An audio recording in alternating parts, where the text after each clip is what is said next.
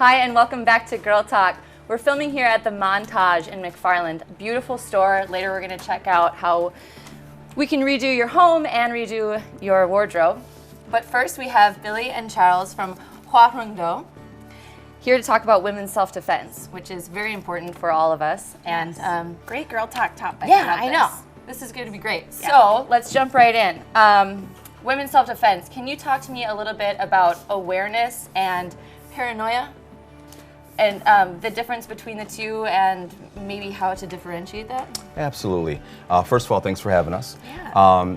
Essentially, we always like to give our presentations with an overview of just being aware. Sure.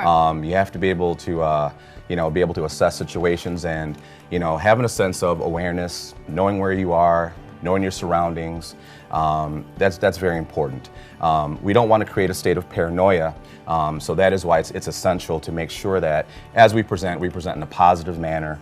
We make sure that people feel comfortable. We deal with a lot of people with a lot of different backgrounds. So that's kind of how we get started, and then we get into more of the the application components. But it has to be the cerebral component first before we move into the actual application. I know, it makes me want to think about where I am right now. No, but it's an interesting topic, and it's great for women in particular, because I think a lot of times there are instances where maybe we're walking to our car alone at night, and it's not always top of mind. You don't think that you need to be worrying about sort of your external surroundings. But talk about the awareness component and what it sort of looks like between internal, when you said your head, you got to get your mind around it, and then externally what you're maybe portraying. Well, we have to be aware of where we're putting ourselves and aware of, unfortunately, again, we're not trying to create a state of paranoia, but we do have to be aware that there are people out there that are looking for targets and looking for things like that. So we have to be aware of where we're putting ourselves, but we also have to be very aware of that inner voice and how situations and people are making us feel. Yeah, absolutely. Yeah, that's important. I mean, because you never think that it's going to happen to you until it does. Right. Or it happens to somebody you know, and then all of a sudden, your awareness sort of kicks in, but then you don't know what to do all the time, or how to portray that you're really paying attention and sort of ward off that. Awareness crosses a couple of boundaries also, not just with adults, but even with kids, and just making sure when they're at school that they have a good sense of awareness and that they're being mindful of their surroundings and just practicing safety precautions. Yeah, so. good point. Very Kids important. too. Okay, so before we started, we talked a little bit about, and I'm totally clueless with this, so this is very informative to me, how you teach de-escalation versus verbal de-escalation. Can you elaborate a little bit for me? Yeah, absolutely. I like to always start in the school districts. Working with kids, it's always important to teach them how to verbalize how they feel.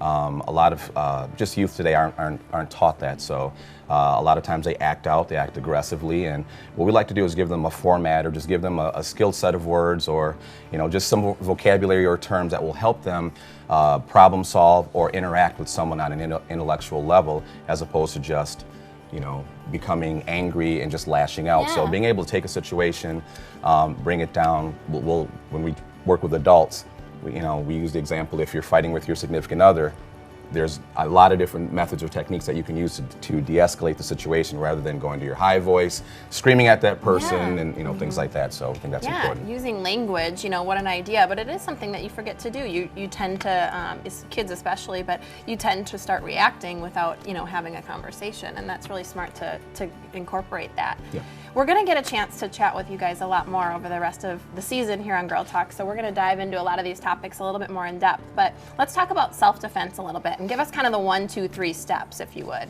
Absolutely. So, like Charles mentioned, the most important piece of it is actually your mindset and the cerebral component of what we're doing. The last thing we want to do is have people out in the street trying to fight and things like that. Yeah. So nobody needs that. So awareness, prevention, de-escalation are really the most important things that we teach, and those are a big piece of the structure of what we do. If all of those things fail, we have 3 stages of self-defense. Our curriculum has thousands of techniques in it, and we've taken the most simple, basic things that everybody can do, and we broke them down into stage 1, which is stand-up distance range. Stage 2, in close clinch range, and then the most serious stage for women especially is stage 3, which is on the ground. And there's techniques for each one of those stages. The stage we hope you never have to get to. Exactly. So yeah, so I like that you teach those preventative stages too. Really important. So hopefully we don't get to stage 3, but if you need it, it's there for you. Well, I can't wait to have you guys back, and maybe you'll see us in some of these stages. Absolutely. Absolutely. We'll get some demos later. Yeah, definitely. Stay tuned for more Girl Talk. We'll be right back with Dr. Bailey Nye from All About Chiropractic.